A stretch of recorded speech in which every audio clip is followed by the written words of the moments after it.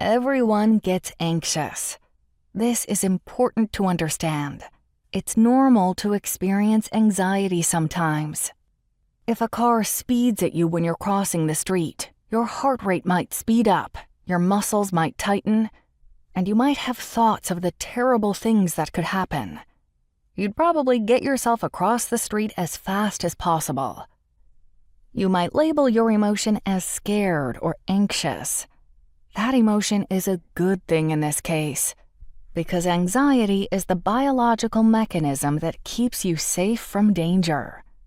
If you see a snake hidden in the grass, that feeling of fear gets you out of the garden.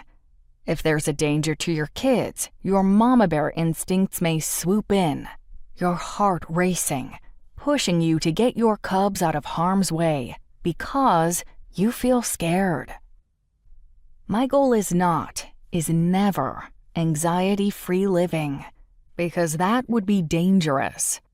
Without anxiety, you wouldn't recognize actual danger cues. You might walk into traffic without looking, or get too close to dangerous animals. In my therapy practice, my starting premise is that anxiety is a natural, normal part of life. As a parent, your goal is not to banish anxiety from your child's life. Instead, it is to be able to help your child manage their anxiety and live up to their potential, even if they feel anxious. When anxiety causes problems, it is because we feel those danger cues in non-threatening places, and then we start treating the benign as if it's actually dangerous.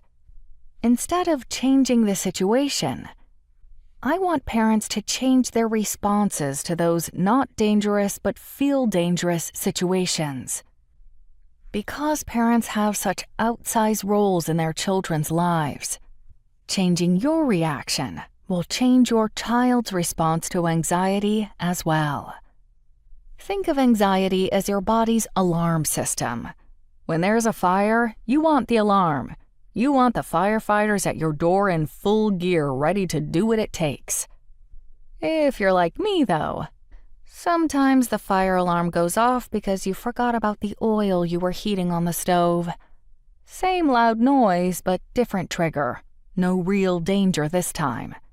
You don't want the fire trucks rushing down your street, sirens blazing in the case of that false alarm, because it would be an overreaction to a scenario that's not dangerous.